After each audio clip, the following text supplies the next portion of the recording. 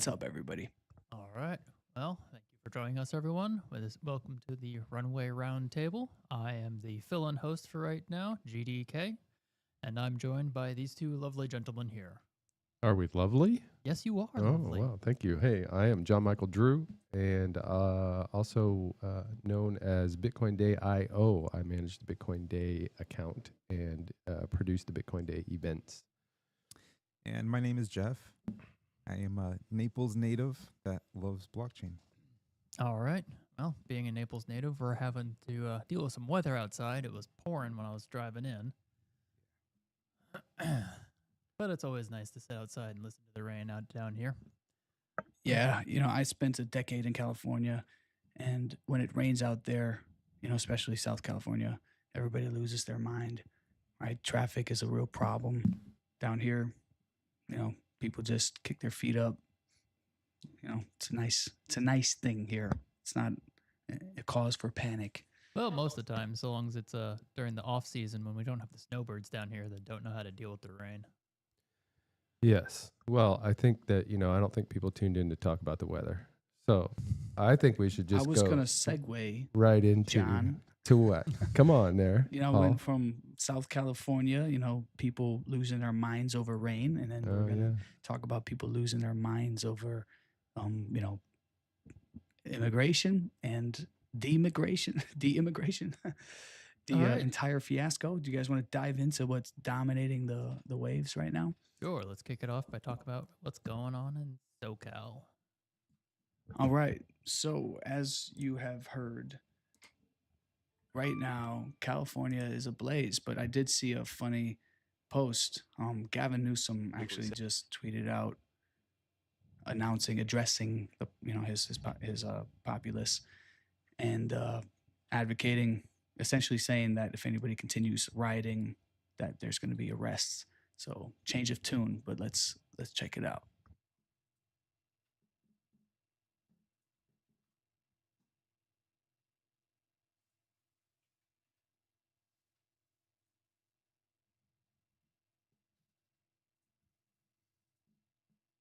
Held to account.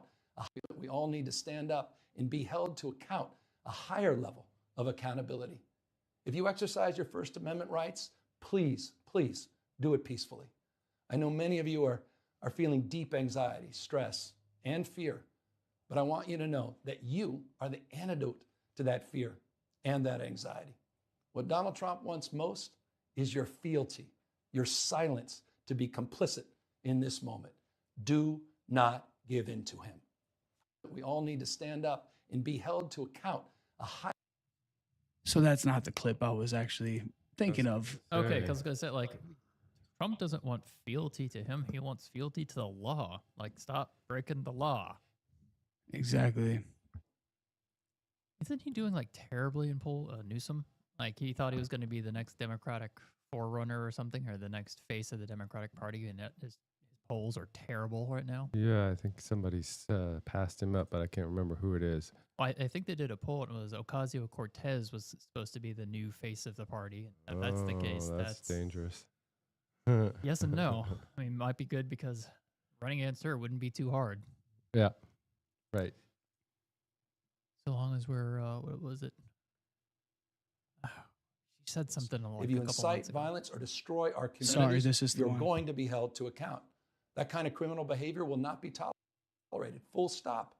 Already more than 220 people have been arrested, and we're reviewing tapes to build additional cases, and people will be prosecuted to the fullest extent of the law. Again, thanks to our law enforcement officers and the majority of Angelenos who protested peacefully, the situation was winding down and was concentrated in just a few square blocks downtown. But that's not what Donald Trump wanted. He again chose escalation. He chose more force. He chose theatrics over public safety. He federalized another 2,000 Guard members. He deployed more than 700 active U.S. Marines. These are the men and women trained for foreign combat, not domestic law enforcement. We honor their service. We honor their bravery. But we do not want our streets militarized by our own armed forces, not in LA, not in California, not anywhere. So, fun thing. I went and I saw the oath that the military is supposed to swear, and it says they will defend America against all enemies, foreign and domestic. And plenty of the people in those riots were waving Mexican Condemns that in the flags. strongest possible terms. They still perpetuate. So, I mean, it feels like the traditional Democrat strategy of just projecting, saying it's one thing when it's actually the other. Like saying, oh no, this wasn't any foreign terrorism or anything like that, when it's quite literally is. Yeah, well, maybe it's foreign, maybe it's domestic, but it still seems like it's orchestrated, right? Because everybody's, all the protesters are carrying the same signs and using the same talking points and using the same methods for their protests. Well, some of them even have like some sort of like ballistic body armor or something like that, and it's like a lot of them have it. Where did they get this from? These things aren't cheap, but somehow they all have it. Right. Yeah. It's getting more and more clear that there's some organization behind it, and that it's not just a grassroots protest effort. I think somebody on X found a Craigslist ad where they were asking for strong-willed individuals that could go and protest, and they get paid $6,000 a week or something like that. You can't always believe those Craigslist ads, because anybody could just make any ad for anything and have it become a meme. But no, you're absolutely right. But Mike Benz has been doing great work on this, and he's brought receipts. On one of the posts here, I'll pull it up right now, is he is saying, who's funding, he reposted this, Josh Hawley, MO, who is funding the LA riots? Kyle, would you take this away? Sure. Who is funding the LA riots? This violence isn't spontaneous. As chairman of the Judicial Subcommittee on Crime and Terrorism, I'm launching an investigation to find out. That's really it's tiny. It's a lot of text here, but essentially, what we're getting here is this is. All right, it says credible reporting now suggests that your organization has provided logistical support and financial resources to individuals engaged in these disruptive actions. Let me be clear. Bankrolling civic unrest is not protected speech. It is aiding and abetting criminal conduct. Accordingly, you must immediately cease and desist any further involvement in the organization, funding, or promotion of these unlawful activities. And who did he send that against? Does it name somebody? Well, it doesn't say. Yeah, it just says just dear Ms. Salas. Oh, Angelina Salas. Wait, is it a letter to herself? What is that?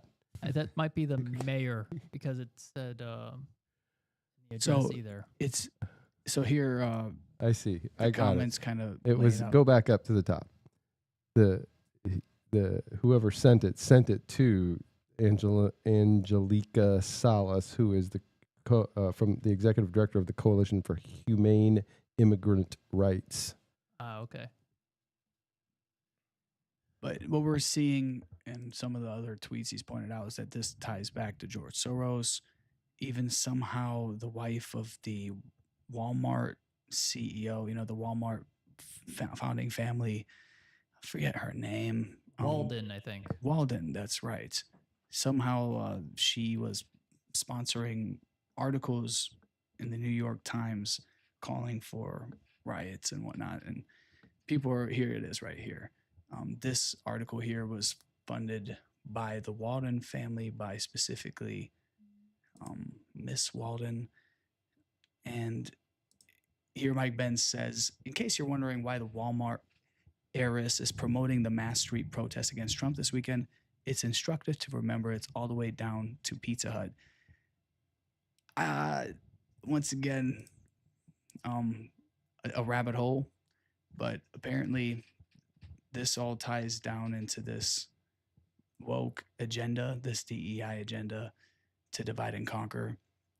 Fun fact, Pepsi used to own Pizza Hut before them off into Yum Brands. By next year, I'm going to find out from Ben Santa's deep state, LOL.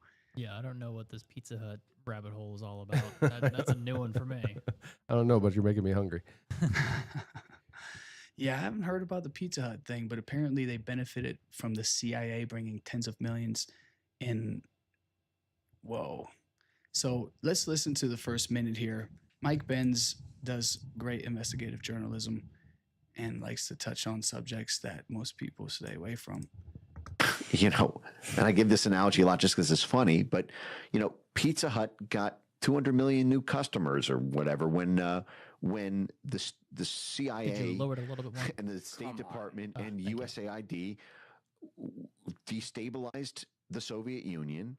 And I mean, I've played this before. But look up the Gorbachev ad. Look up the Gorbachev Pizza Hut ad. Just go to I think it's on YouTube. Just Gorbachev Pizza Hut. Did they plan that for Pizza Hut? Like, is it that sick that they planned it specifically? Mikhail Gorbachev participated in this Pizza Hut Oh my god! ad where literally Russians are talking to each other, saying, "Well, Russia's corrupt. It's corrupt. This privatization, isn't working. But we have Pizza Hut, and because the Soviet Union, when it became a free and independent market system in Russia." Now Pizza Hut could penetrate its markets. Look up the Pepsi coups in Latin America. Read Private Empire and how ExxonMobil got to where it was. Everything that makes America great is ironically built on the corruption of this system.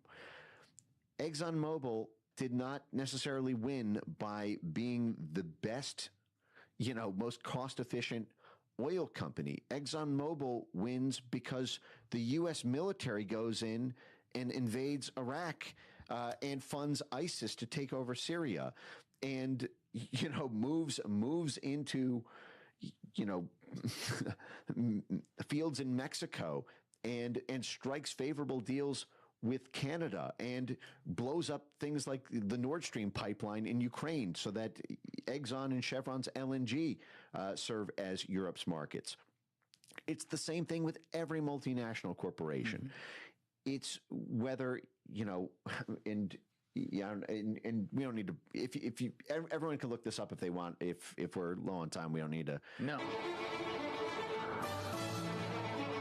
Wait, let's watch the commercial.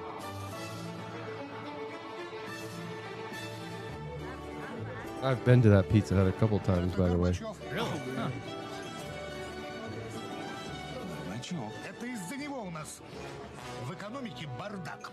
Да благодаря ему у нас новые возможности. Это из-за него у нас политическая нестабильность. Да благодаря ему у нас свобода. Полный хаос. Перспективы. Политическая нестабильность. Да благодаря ему у нас есть Pizza Hut. За Горбачева! За Горбачева! За Горбачева! Sometimes nothing brings people together like a nice hot pizza from Pizza Hut. All right, let's go ahead and pause it though. Man, that's a long time ago. That stuff was a long time ago.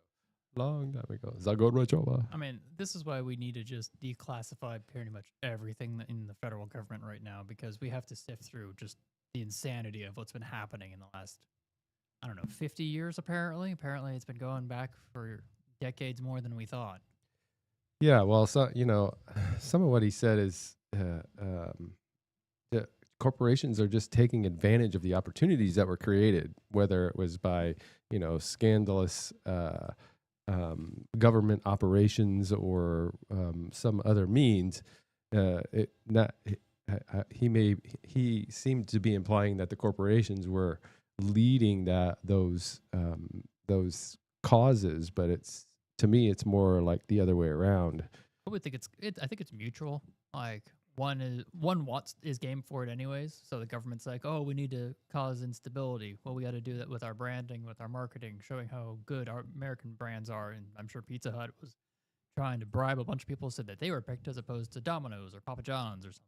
So I don't think there's really anyone innocent in this. I think both sides were pushing it.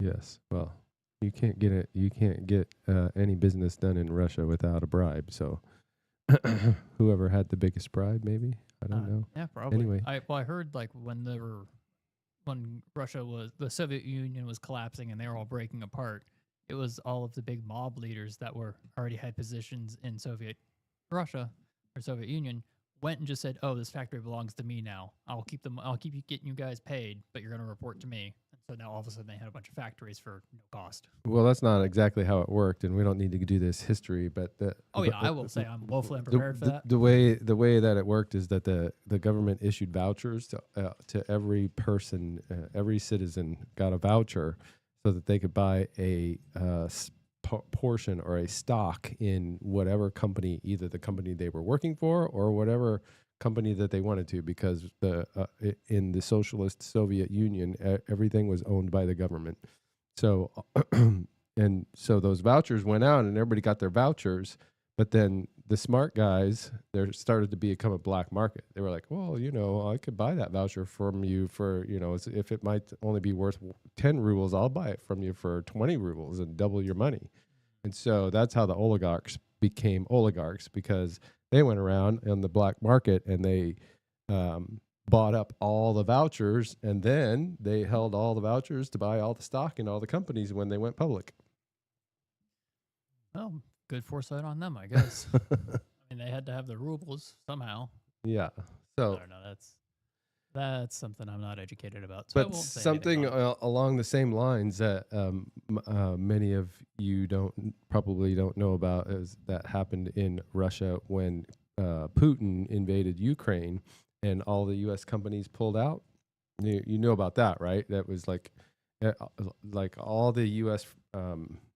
Large corporations basically said, we can't support him. And so for to preserve their public image, they all pulled out of Russia and just kind of left their assets there or sold them to locals. And so now, I happen to know somebody personally who invested in the person that purchased the McDonald's chain. And so they just slightly changed the names of all these brands that we know that were U.S. brands that were in Russia, and now they're owned by Russians who have changed those names just slightly enough. Yeah, I think I did hear about that. It was, like you said, they all pulled out and they just tweaked it a little bit and just kept going. It's business as usual, pretty much. Well, and so this is kind of like, it seems like we're off on a tangent, but it's this thread that Ben's is talking about, right? So this is the market, corporations taking advantage of a situation. Like these guys that now own the Russian McDonald's or the Russian Pepsi or whatever other huge brands, they just took advantage of an opportunity that they would have never had if Putin hadn't, started this war with the Ukraine. I agree. If there's an opportunity, people are going to take it. Now let's find a way to tie this back into the LA riots. Well, yeah, right. So who's creating the opportunity for whom? That's a good question. Yeah. Well, I think it's funny how we're not tying this together with the fact that the public voted for this. The public voted for this remigration to take place because we had millions of people who flooded into our country undocumented and with zero accountability, with no identification. All right. Yeah. So what's going on right now is Trump is acting on that mandate. In California, these politicians are getting in the way of that. They're, making it a political thing when in reality they broke the law to begin with, right? They flooded us to create a uniparty, a socialist regime essentially. And Nick Carter kind of weighed in on that. Who wants to read this one? Real quick, what's the main argument of the LA riots? Like, what's the number one? Is it just stop deporting the people that came in, or what's the main reason for the riots? I think it's mostly that, the ICE raids were going through and starting to sweep up people that were here illegally, and so they were working on deporting them, and then LA citizens started protesting and physically intervening, and eventually that got escalated to more and more violence, and now we are where we are. I think I know the cars were getting set on fire in certain neighborhoods. I don't know if that was related to the actual ICE raid, but I know that happened. And yeah, of course. I mean, they have piles of bricks, right? The same thing we saw in the Summer of Love, we're seeing there now. This open society, George Soros money funneling its way in. And really what they want is to create, they want to destabilize, they want to create chaos, they want a surveillance state. And how are they going to go about that? It's through essentially inciting these resistance movements. And in reality, the population voted for this to take place, and they're getting in the way of it. They lost the election fair and square, and now they are, flipping it upside down. Where during the COVID time, they literally got the National Guard. They got everybody to lock down by threat of violence, essentially, and now they're telling us we can't protect our country from violent occupiers. Which, in my opinion, y'all take it away, but I think Well, we're I think forgetting that is the underlying issue here. That we asked to restore law and order. Without that, what do we have? We go back to tribalism. We rot and degrade back down to this primitive environment that we escaped well, through law and order. one thing I think is happening is I think there's these riots popping up all over the country. I don't think it's only LA. I think it's the worst in LA, but I think they are happening nationwide. And I think there was one in Tampa, and it only lasted about a day. And that's probably because Florida is a constitutional carry type of state. So there might actually be having some opposition from the citizenry to shut down these riots where they can't do that in LA because no one's allowed to defend themselves. Oh, so how's no one allowed to defend themselves? They're not allowed to have guns in California. They have very restrictive gun laws, and Oh, so I they see. can't Okay. carry it with them. Right. Okay. No open gun laws. I love how Paul, for everything for you, Paul, is black and white. You're so convicted about your point of view that yeah, I don't know. Well, because it's clear as day. Elon Musk called it out. What they're doing is flooding us with a voting class. They fast track these people to citizenship, right? These people don't know their constitutional rights. They don't care about them. They're escaping a place that was worse, and they're happy to be here, right? They're not going to ask for their right of speech, for their property rights and all that. They don't care about any of that, and that's great for the globalist. They just want a working class. They want serfs and masters, and us pesky constitutionalists are in the way of them eroding all of humanity's rights. And so that's why I boil it down to this. It's literally Team Humanity versus these Marxists, which they want to flip the paradigm upside down. They want the power structure inverted, but not because they want to lead. They simply want the power, right? And we've seen this play out in the Soviet Union. They always think, oh, it'll be different this time. It won't be, right? We know this, but they lack understanding because our education system has failed them. It's indoctrinated them.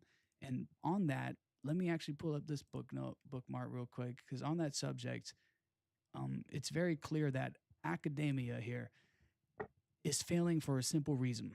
For 2 decades, students have been trained to build knowledge on top of lies, social, biological, cultural, etc. But if the foundation is false, the whole point of academia, the pursuit of truth, collapses. It's like trying to drive without the handbrake on. From the outside, it just looks stupid.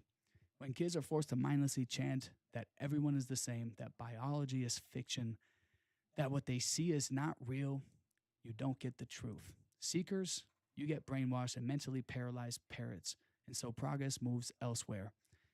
And as a civilized society, like we have to stand up for what is verifiably true, right? And when we can't do that, then yeah, we don't have a foundation to stand on. So that's why I always make it so black and white. I know it's not always that simple, but some things you have to take a stand on. And Nick Carter does a good job kind of highlighting the absurdity and how are we even entertaining this for 1 second? We've seen this before, right? Who wants to take this one away? I'll go ahead and take it. It's so incredibly tiresome that we have to run back these tropes a mere 5 years after the Summer of Love. It's a mostly peaceful protest. A riot is the language of the unheard. It's just damaged property. Or it's just property damage. Insurance will pay for it. It's okay because of J6. No one is going to be convinced either way. Anti-American socialists will riot and make up whatever contrived justifications as they always do. The left will pretend the protests are nonviolent or the violence is catalyzed by police crackdowns. They will blame looting and violence on opportunists as if this doesn't happen every single time. No one will learn anything. I, for one, am absolutely thrilled that Trump is impatient in ending this stupid nonsense early instead of dithering like he did in 2020.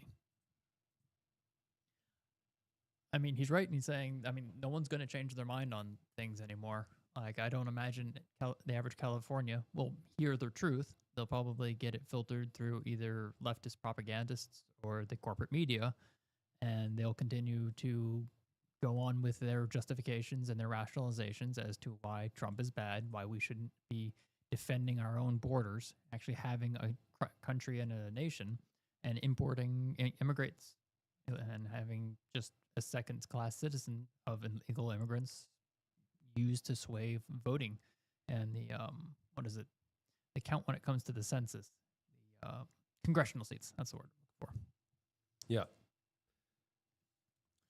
Yeah. So if they're rioting outside in the streets and you're a business owner, you're going to want your government to protect your property. And I think at the end of the day, there's right and there's wrong. And burning things, setting it on fire, looting, that's not right. And it needs to be stopped immediately. It's just. Yeah. I mean, they're looting and they're rioting and they're robbing a bunch of Hispanic-owned storefronts, and yet they're saying, "Oh, we're rioting for the Hispanic immigrant," and yet they're stealing from all the Hispanic people. Well, regardless of who it belongs to or what their ethnicity is, it's just not. There's right and there's wrong, and this to me doesn't seem right. You know, you can peacefully protest. There's a way to go about this, and then there's something that seems like it's like we've seen this before. There's picture, and I don't know what rabbit hole to believe. I've seen a bunch of different videos, pictures, things. I just you can't really believe them because. There was a picture of showed a guy in a black truck that was the exact same guy that was in a Democrat party that was dropping off masks at one of these locations. But it's just a picture of a guy in a truck that looks like he's dropping something off. We don't know what that something is, and it can or it may be or may not be, but. Right. Well, and then also throw in any AI generated images. Right. And you're just going to have a harder and harder time discerning what the truth is. Yeah. And, you might have an AI image, then someone takes a picture of that AI image, and then you won't be able to tell because there's not any of the metadata behind it. So now all of a sudden we're just having more and more noise and confusion.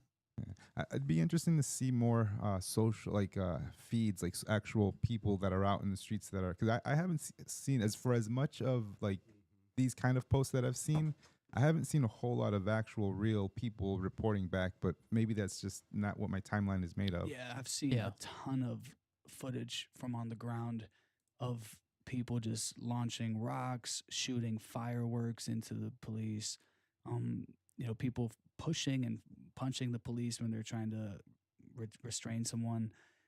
It's happening. I have actually a family member who's LAPD, and it's crazy out there right now. They're overwhelmed, absolutely overwhelmed. And the National Guard and the Marines, this is crazy that it's gotten to this point. But the fact that the LA mayor, right, this brass woman, the fact that she is encouraging this, of course, it's going to escalate. Well, there was the whole war game thing they said back in the 2020 election. They said, oh, if Trump wins, California, Seattle, and Oregon might withdraw from the union or secede from the union. And I mean, all right, so it just happened 4 years afterwards, but how would a secession start to look? This looks similar. Who's supporting this? Because I find that hard to believe that anyone would support this kind of behavior. Like, is there... All right, let's pull up Mike Benz because he lays it down. He says essentially the people supporting this. Well, it's the people who want the immigrants to stay. It's the people who are supporting the agenda of the Democratic Party or of the deep state or whatever you want to call it. These people who want to maintain control of the system, maintain the control of the system that we live in. Right? They want those. They want those votes. They want those congressional seats. They want the like Paul was saying earlier. They want the complacent people to do the work and accept the accept the low wages and the standard of living that is pretty low, but better than what they came from. They just want these masses that will do all the work for them, and they can continue to reap the benefits of all the production that is performed by these quote unquote slaves, right? Well, I mean, it just blows my mind that these actions are being done by what you could call bleeding heart liberals. Oh, these immigrants just want a better life, and we can give it to them over here. And in order to do that, we're going to set fire to the city. How? Well, so if you think about it, so your government, your federal government, is now a law enforcement agency of the federal government is walking through your neighborhood and handcuffing your friends or whatever they're doing, and they're going to send them away. And if you have the right kind of person or people that are neighborhood leaders that can, incite some sort of organization and incite some anger to get enough people to protest. I mean, it all makes sense, right? I mean, a little bit, but we're also, I'm assuming on this one that they're just going after the people that came in recently. So the last 4 years they came in. So yeah, some friendships could be established in those 4 years, but I don't think it's I know, but you got to remember that they're all thinking, oh shit, well, if we let them take those people, then who's next, right? Are they coming after all of us? What's the next step? Well, I mean, if you're protecting even if you're not in the United States and legally, you still have you're protecting your home, your territory, your family, right? Somebody's going to come in and try to take your family member away. You're going to protect them. You know what's wild is I think it was like in 2008 or it was early 2000s. There was you saw them here in this county, ICE patrol or whatever, an immigration department or whatever was coming in with buses, and they were hauling people by the masses away. But there was no riots, and and this was probably 2006, between 2006 and 2008. So it's not the first time that they've done this, and it's just of course, coincidental. Under every president, millions of people are deported. Obama was supposed to be called deporter in chief because he was getting rid of so many illegal immigrants. There's every president that's been in presidency has said that, or has ran for president, has brought that up and been a. Oh yeah, only until. I don't remember if Biden campaigned against it. I mean, I think he campaigned saying we need a strong border. Of course, he was opening up the border, so he was talking out of both sides of his mouth on that one. But they always have to campaign saying we need good border control, and it was only until Trump in my lifetime that anything actually happened on the border when it came to securing it and making it harder for people to come here illegally. Yeah. Something that someone pointed out here is that their goal with all this chaos is to make this country ungovernable. All right, so let's check this video out real quick. Yes, hello, I'm Charlie Berg. I'm here with the Freedom Road Socialist Organization. And in Freedom Road, we have no illusions about the task ahead of us under a second Trump administration. That's right. It is up to all of us to unite the many in order to defeat the few. That's right. We need to make this country ungovernable. When he promises unprecedented waves of deportations, our job is to resist them. When he promises to drill and frack and burn more fossil fuels than ever before, or to incite war against China and Iran, or to unleash state terror upon our movements, our job is to take the fight to higher and more militant stages than ever before. And his Republican ghouls want us to think that we're already beat and that there's nothing we can do. But I know that all of us who truly want to see a world of peace, justice, and equality are not outnumbered, we're just outorganized. And it doesn't have to stay that way. Oh, man, that's what's so sad. They think they're doing this for the right reasons. right? Yeah, That's what's so unfortunate. That's what I was gonna say. It was like I don't see anything other than conflict on the horizon because we have different moral stances. Right. So And but the funny thing is, like, we agree on the fact that we would like peace and equality and prosperity, right? We can all agree on that. Yeah, we just don't agree on how to get there. yes and no, because I mean, for some of these people, it's like I want peace and I want to be able to peacefully smack you upside the head and take your things, and I want you not to do anything about it because I want peace. And that's Yeah. what's so funny. The left Yeah. is they want for everyone else to respect their points of view, but if you differ at all, right, then you'll be thrown into rehabilitation camps. But the funny thing with them is also they want this socialist utopia, right? They're young, they've been taught this in schools, it's been ingrained that we must tax the rich, right? The rich, okay, sure, crony capitalism is a problem, but these institutions have convinced them that rich people are essentially depriving them of opportunity and unfairly keeping them down. Well, see, that's the thing is they actually have an argument, not for the reasons they think, but they do have an argument because how many of these government contractors now have we had tax money gone to, and they've edged out potentially people starting up a company and solving a problem because the rich guy that got government money crowded them out. So yes, those rich people Right. are taking Two wrongs don't make a right. Mhm. We definitely agree. This is what the whole Elon Trump Doge effort was all about, is cutting out that fraud, that wasteful spending.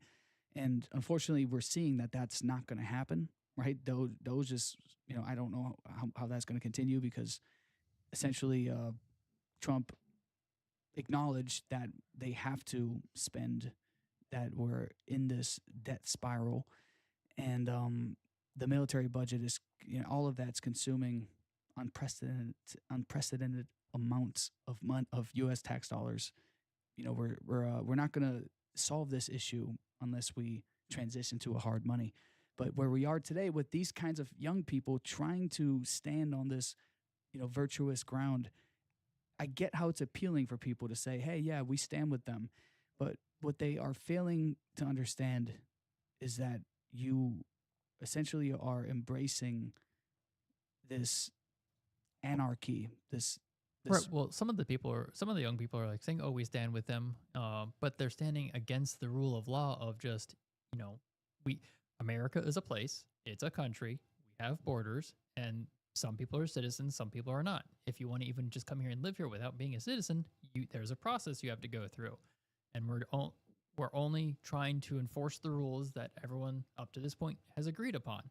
And yet these socialists out there are like, nope, we're just going to say, screw all that. We don't care about that. We want to bring in more people, and people that don't have the American ethos, American culture. Every country, every nation has a culture, and your citizens tend to try and preserve it because it's what brought them up. But if you flood in a bunch of foreigners, you're going to lose the culture. I think in Britain now, it's like there's certain schools where there's not one white child in Britain. They're all foreigners. So how are these people going to get assimilated if they're not even exposed to the native culture? Right. And so you're not going to have a British culture soon because there's no one there to perpetuate it. You can't bring in people because it's all just say you bring in everyone from India over to Britain. You can't say they have a British culture anymore. It's full of Indians. Yes. Well, and the United States is very gradually becoming more Latin than it is Caucasian. So that's... Yeah, but you're a conspiracy if you bring up the Great Replacement theory. If you say that, oh, it's a conspiracy, but then they'll say, oh, yeah, we are going to have a not majority white country in 10 years or whatever the time frame is. Well, that's coming. I mean, it's less than 10 years now. It seems like it's been 10 years for a long time. But that's... I don't know. I mean, of course, that's partially because of illegal immigration and or very lax immigration enforcement, but it's also because of the as you get more wealthy and get more comfortable in your lifestyle, you tend to want to have fewer kids. I don't know. Oh, now that I'm saying out loud, maybe I don't want to go down that route. Well, no, once you want, yeah, I know what you're talking about. As your society gets richer, the number of kids tends to go down. But Yeah. if we use Elon as an example, you get rich enough and it goes right back up again. Yeah, well, yeah, well, then it's just a numbers game. You know, you gotta have if you have 10, maybe at least one of them will have as much brain power as you have to be able to carry on your legacy. Right. What's funny about this argument is, when you ask these people, hey, how do you feel about Africa being like 99% African? How would you feel about millions of white people just going to Africa right now? Right? They're like, well, yeah, that wouldn't be good, right? And then Well, you'd maybe ask we them, will well, have to. what about what's happening here, right? You have 20 million plus foreigners, which it shouldn't be about race, but that is a factor. It is a factor that is a political factor. But at the end of the day, when you look at the voting, you look at the chart, right? If it were up to other races, then Democrats would be in power. If it were up to women, Democrats would be in power. It's the only political class that voted red consistently was white males, right? And why is that? Once again, we're not trying to make this a racial thing, but there is something to be said about history, understanding of what American principles are actually founded on, right? This idea of, hey, I may disagree with you, but I will die for your right to express that belief.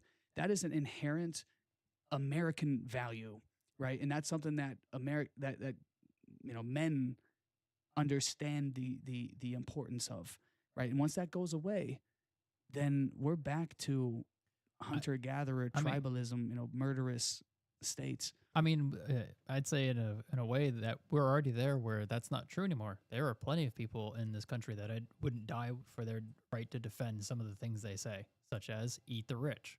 Like, no, I don't agree with that sentiment at all, and I don't think it should be perpetuated. Right, but you still would allow for them to express their opinion, right? Like what I'm saying is that you would not get in the way of them expressing that opinion. But I don't think that they should go to jail for it or something like that. But I absolutely would get in the way when they say, "Oh, eat the rich." I'm going to stand up and say, "No, that's dumb. That's a bad idea." Right, agreed. But like that's the beauty of free speech is that you can understand where someone stands, right? What they believe, where they're coming from. So you would still stand up for their right to express that belief, but that doesn't mean that you have to stand. It's the paradox of tolerance. Do you tolerate people that are intolerant? You do that long enough, the intolerant people aren't going to tolerate your tolerance, and they'll get rid of you. Right. What did Thomas Sowell say? He said something about if a sophisticated society is ruled by wimps, then the barbarians will win every time. Mm-hmm. Right. Here we are. We have so many, good and well-intentioned people with a very shaky foundation. They do not understand history intentionally. And this is why it all boils down to why is this happening? Who would benefit from this chaos? And inevitably, it's the globalist. America is an experiment. It's a very recent experiment, right? We have 100-year, 200-year or so, experiment here that's playing out in real time, where for the first time ever we had a country without a king, founded and based on checks and balances and constitutional privileges, rights ingrained. And a country of immigrants who came over to a new land and decimated the existing people who were living here. And so, we just did the same thing.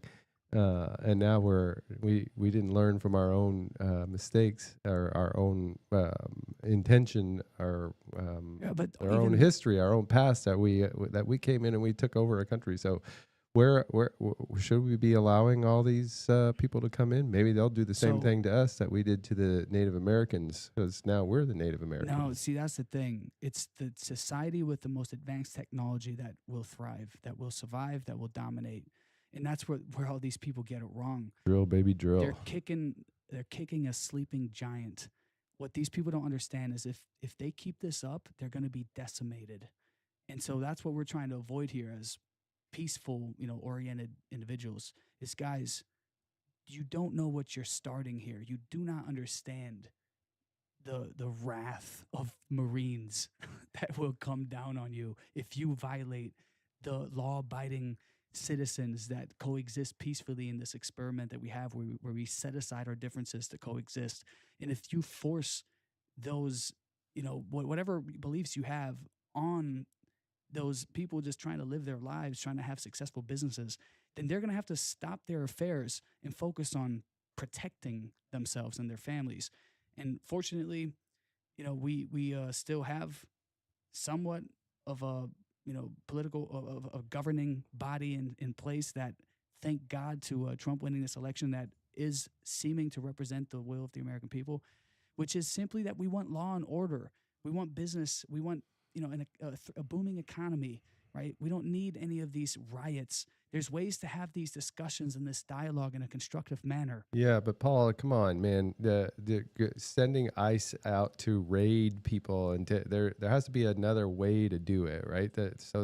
How do you remove people who came here illegally? What other way is there? You give them some sort of incentive to leave, right? They're not leaving. You give them some sort of incentive to leave. You have to there somewhere the violence started, somewhere so who started what, and who's to define what that starting point was? What was the spark that ignited the flame? And I'll tell you where it began. It began by them entering illegally.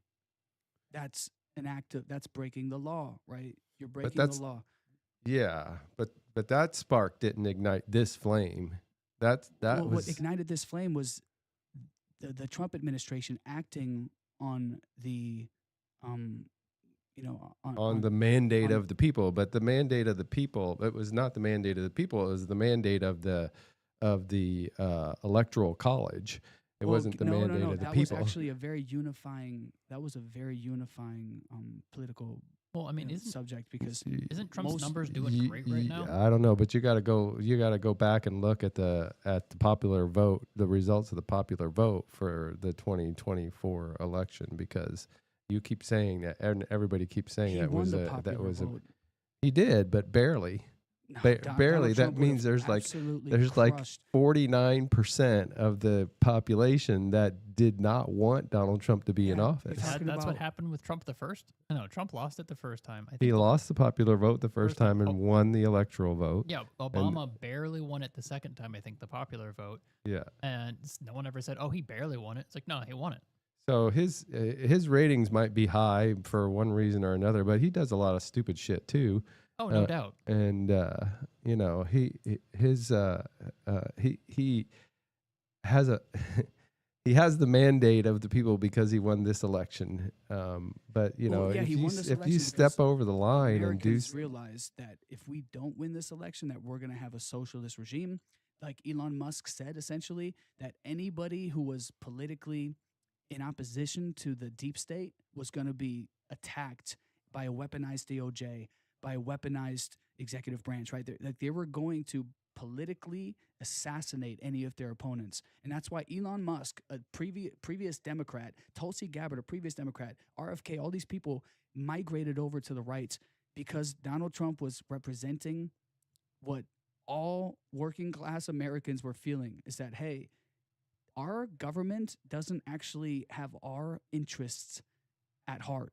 They're actually bringing in foreigners and giving them our tax dollars, right? And look, there's nothing wrong with us having people come here who actually believe in the American dream, who actually want to contribute in a constructive way. We're all about that, right? But this isn't the case. They're bringing in military-aged men who have no intention of assimilating. These people are coming here and they're living off of welfare checks, and they're looting and robbing. And right now they're putting up a resistance because they've been enabled and emboldened.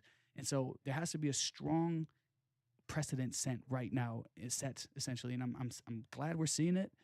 I don't think that this, in any way, shape, or form, should be a political thing. It's about law and order. Point, period, blank. Right? Are you with it or not? And that's what's funny about these Democrats. They're with it when it works for them, and that's it, right? We saw that during COVID. But, here's an interesting post that highlights who is really involved here, who is attending these riots.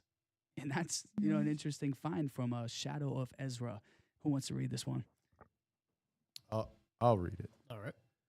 GPS data from the Los Angeles riots, per Tony Saruga, reveals that at least 309 tracked devices are linked to ultra-wealthy homes worth over $10 million in areas like Brentwood, Bel Air, Beverly Hills, Malibu, Palo Alto, and cities such as New York, Seattle, and Maui. 79% of them reportedly fly private 3 or more times a year. Yeah.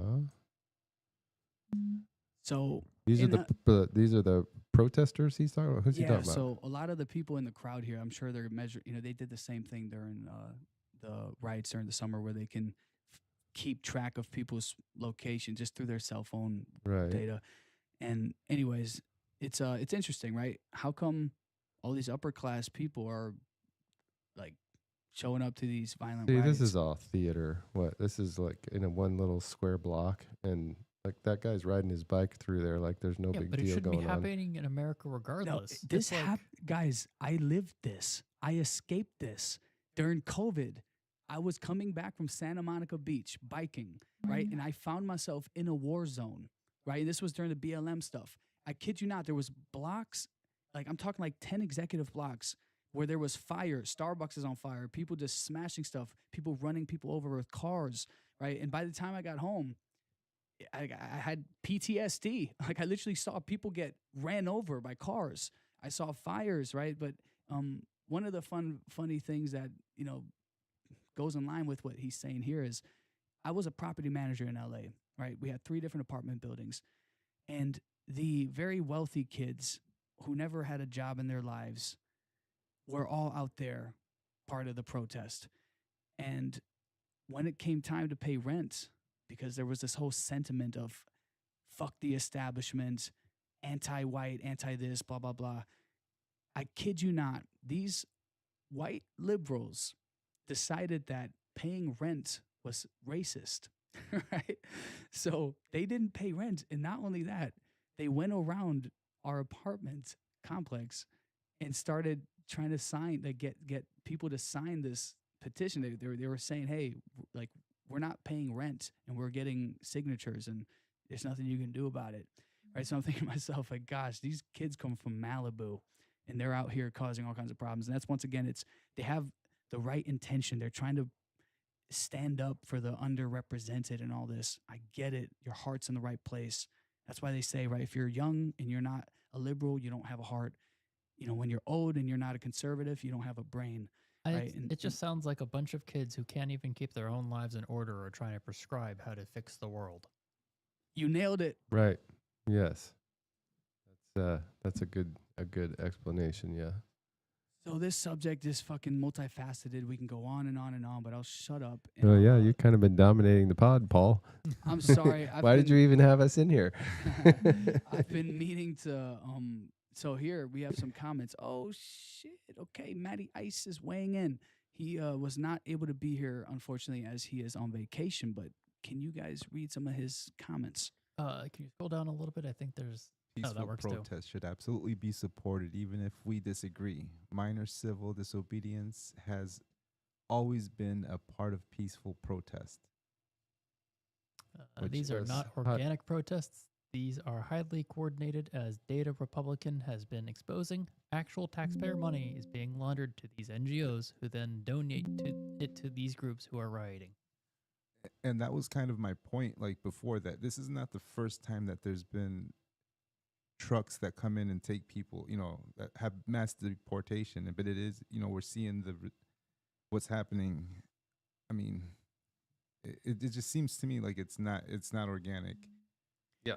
And then not only that, but it may also be a lot of other things like that pile up to this. Like, I'm sure the people that are out there that are joining these protests that got started are angry at something, or they're upset about something. Like it's more than just, I think, the ICE deportation.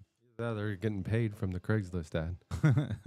I mean, right? Or a little of both. These people have to be financed somehow. What was it that Javier Malays did in order to cut down all of the protests he was getting? Stripped them of their welfare benefits. Like he did that, and all of a sudden, all the protests disappeared because the people who are going and putting all these protests are the people that are getting paid and living off the largesse of the government. Right. So, the people that actually have jobs, keep the society functioning, they're not out there protesting because they're at work keeping things going. Right. So either they have to be getting paid from the government, they have savings, which I doubt it, or somebody's paying them to be out there. Or if you're living paycheck to paycheck, barely getting by every single month, and then shit hits the fan, you're going to want to go out there and just say, you're going to want to break from your reality. You want to break from barely getting by. So I think it's more than just the ICE. I think. But. Yes. Well, I can agree that there's organized protests, and somebody is definitely behind it, funding it, and has something to gain from it. And it's I agree that it's a good thing that President Trump is doing something about it to try and nip it in the bud, and so it doesn't escalate. It sounds like what that guy was talking about. It sounds like the beginning of what you would like he wants a civil war or something.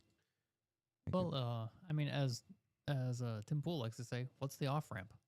How do we de-escalate from this situation? Because I don't see any of the Californians stopping. I don't see people if it goes up to Seattle, Oregon. I think I saw in the feed earlier that there's a riots erupting in Chicago. Like how do we take it down? How do we settle down the tensions? Well, probably going to have to get worse before it gets better, right? If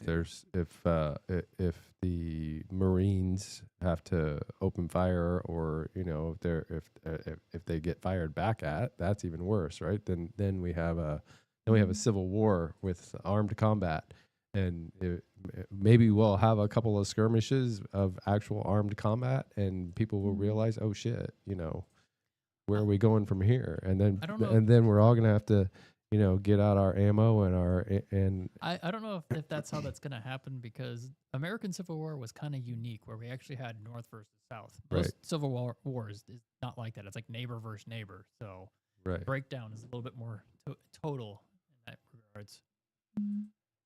Yeah. This will be left versus right, essentially. It'll be pro-America versus anti-America. But thanks to COVID, we kind of segregated pretty well. All of the people in the blue states that are like, oh, this is insane, moved over to the red states, and vice versa. So, I mean, hell, maybe we'll have another American Civil War because we polarized ourselves. Mm-hmm. See, the unfortunate thing is, if that were to happen, the only people who really would win and benefit would be the military-industrial complex, the surveillance state, right? We have Palantir now with all of our data. That's what's unfortunate here. This chaos is only going to implement less freedom. And someone else commented here saying, Philip Ember, this is a come up for the rioters. They're there to pillage and loot. Yeah, and that's what we're seeing. Are they going into the Apple store, stealing all of the Apple products because of this ICE raid stuff? Or is it just because they're opportunists, right? Are they going in there and stealing they're from opportunists? 100%.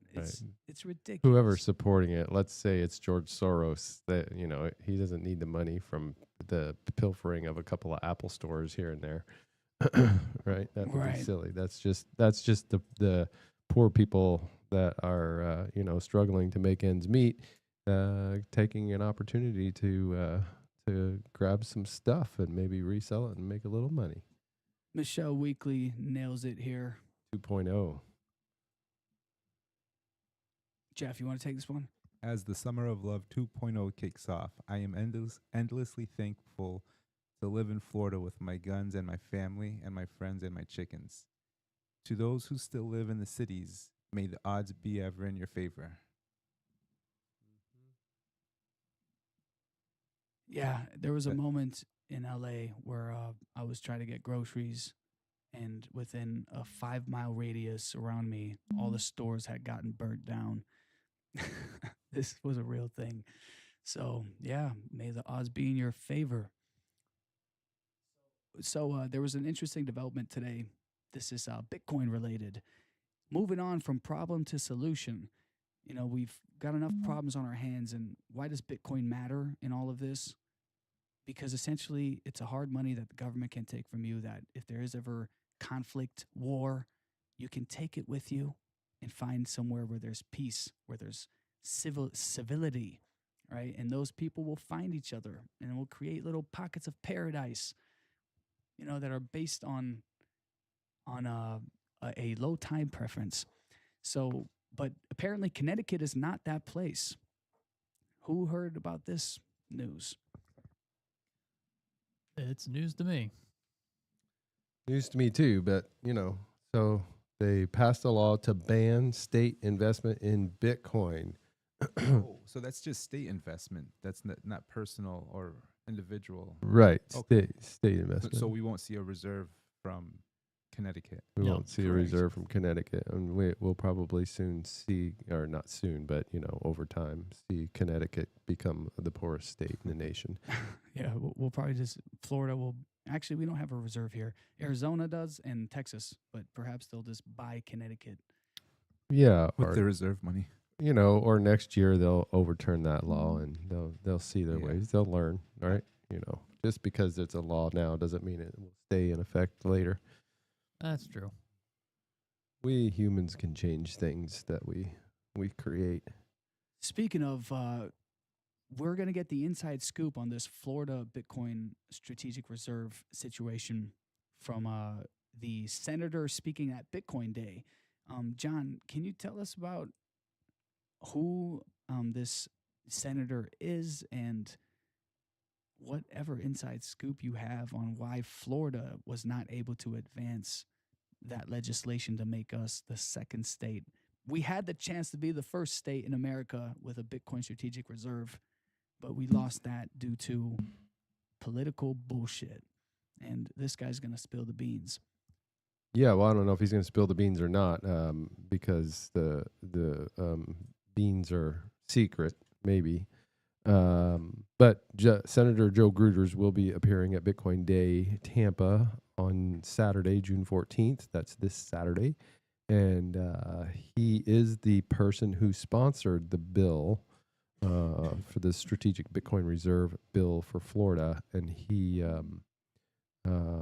will appear on our stage, and maybe he will reveal what happened, and maybe he will, tell a little bit of a side story and make something up. But the only inside scoop that I have, and it's totally a rumor, so it's completely unverified, is that because Senator Gruters is a Trump supporter, and Governor DeSantis still has a little bit of a rift with Trump because of the whole presidential, the primary campaigns, that they used their political clout, or DeSantis used his political clout to push the bill down and not bring it and put it in a place where, yeah. So it couldn't be convinced enough people to not bring it to a vote. So the bill it passed both houses, but it didn't actually get to a vote on the Senate floor, is what I heard. So it got all the way to the very end. And Interesting. I hope that Governor DeSantis is not being that petty. He has that's what we He's would a hope. politician. That's what we would hope, but that's that's how politics works. Yeah. It's like they use this political clout, so to speak, to get their way, or to punish you for doing something that you for something that you did years ago, but they're still holding on to that. So I don't know, like it's the tit for tat. The quid pro quo. You do something for me, and I'll do something for you. You do something against me, and I'll do something against you. And it's all a big fat game. But besides that, there's and I don't know, Sam. I know Sam Arms is going to be on that panel. He's the Florida Bitcoin and Blockchain Association president, and he has all the inside scoop. Right, he's the one that's spends time in the State House in Tallahassee and gets to know all of the politicians and the senators and the representatives in the Florida State House, and he's been pushing for Bitcoin-friendly legislation in Florida for a long time, and so he's a great guy. So if anybody can draw out the scoop from these folks, it'll be Sam. So that's that. In other news, that sounds great. Sorry, Sam Arms has been at the forefront of lobbying essentially on behalf of Bitcoin and blockchain with the whole Florida Bitcoin Blockchain Association that Consensus Protocol is a part of. But in other news, there is a first actor here. Jeff, you shared this with us. A bank that I've never heard of, a French bank that has a dollar pegged stable coin. Definitely inevitable. Interesting to see it happen from a French bank first. Where Ledger's from? Ledger is from France? French? Yeah. Oh, Really? wow. Yeah. I did not know that. Neither Interesting. did I. I know that their code is not open source, so maybe we need to have our boy Phil talk to them in French and see what's up with that. But Bitcoin Day is coming up on the 14th of this month. So next weekend. This weekend. No, sorry. this Yeah, this weekend weekend. in 3 days, Bitcoin Day. My Bitcoin Day gosh. Tampa in 3 days. And there's a ton of great speakers. So if you are in the Tampa area, I would highly recommend coming to this event. We have, Charlie Shrem, Gary Cardone, Tom Luongo is going to make an appearance. And actually, Tom's going to spend the whole day with us. BJ Dichter will be there, CJ Constantinos, a bunch of people from several mining company representatives. We have some great sponsors like Blockware Solutions and Bit4 Digital and Celestial Mining. And Meanwhile, Jason Leibowitz will be there from Meanwhile, and Unchained is another great sponsor that we have. Unchained is sending Jonathan Barrios will be there. I'm told that he's one of the co-founders of Unchained, so he's been around a while. So we'll have quite a few Bitcoin OGs in the room, which is really nice. Gabe Higgins from Block Spaces, another one of our fantastic sponsors. And some really cool people. Even we have Courtney Warner. I don't know if any of you know who that is, but she's an actress, and she is Charlie Shrem's wife. She's going to appear on stage too and talk on the Living on Bitcoin panel. All right, So that'll that'll be cool. a first. Yeah, and then we have a few representatives from the Bitcoin conference will be with us as well.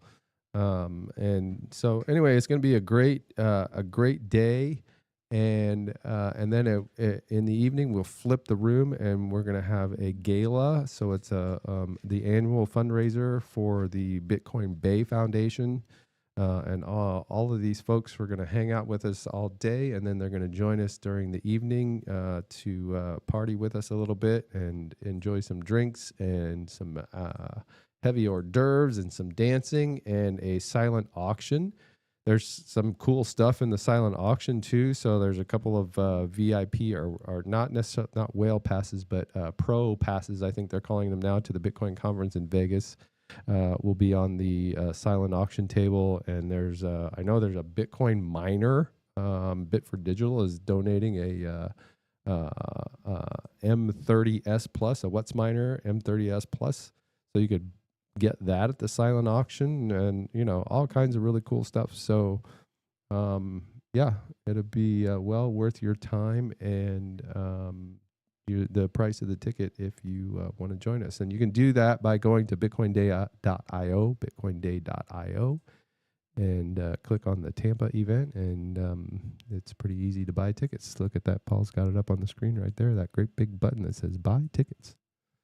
Didn't Courtney do the first Bitcoin retail transaction or something like that at a nightclub? Or she has a story that I think she did the first ever Bitcoin. Yes, at a club, maybe at PubKey, but I don't know. That doesn't seem right. I don't think PubKey was around that early, but it was in New York City. Yeah. Well, she worked at. That's where Charlie and Courtney met, was at a bar in New York, as far as I remember. And she was working there, and I think they were the first place in New York City to accept Bitcoin as payments. But that was a long time ago, like before it was as easy as it is now. Oh, right. Yeah. Yeah. All right, Paul, I think you have one more story for us. Yeah. So previously, excuse me. I'm losing my voice. I'm talking too much. Previously, we had discussed this Genius Act that is a bit controversial because it requires all these custodians, all these banks to KYC. And we know KYC is just a government tool for control and a honeypot for private citizens' information. But apparently, they're moving forward with this Genius Act, which does have bullish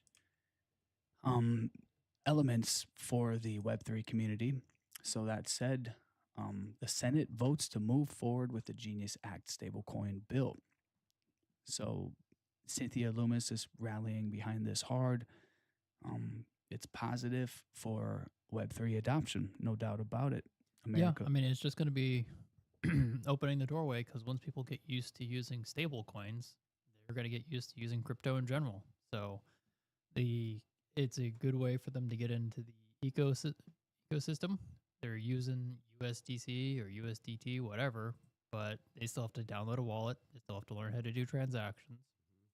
So it's just going to be getting them 80% of the way there, and then next 20% is just using the other cryptos that aren't fiat standards.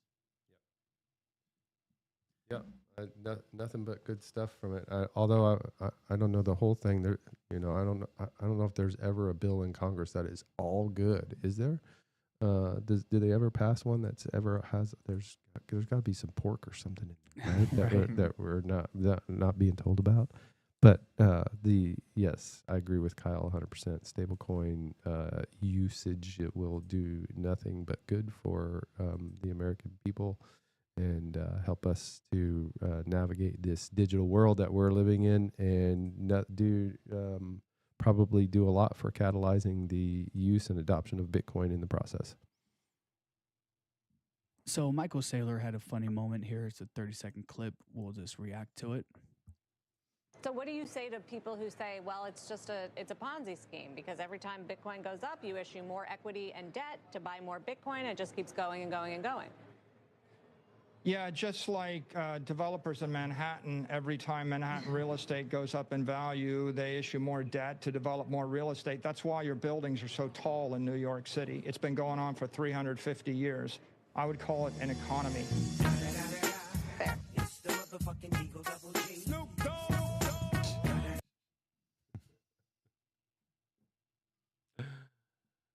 I mean, I can't think of how he's wrong. So right. Well, we'll take those wise words and we're gonna wrap it up here today, guys. I think that's a good idea. What, you don't want to hear me talk about LA riots and George Soros? Well, who's got some scissors for his cable? Yeah. If the market keeps up, we'll buy a new pair. Guys, it's been fun. Without Maddie, it's just not the same. But no, definitely not the same. But we just keep the fire alive, keep it warm, and he'll be back. Will he be back next week or the following week?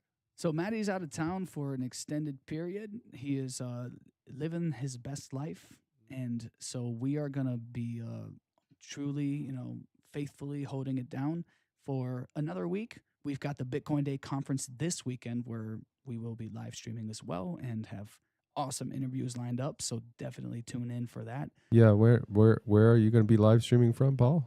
The Bitcoin Day channel on X is going to be live streaming. So Bitcoin Day Bitcoin Day IO. IO, yep.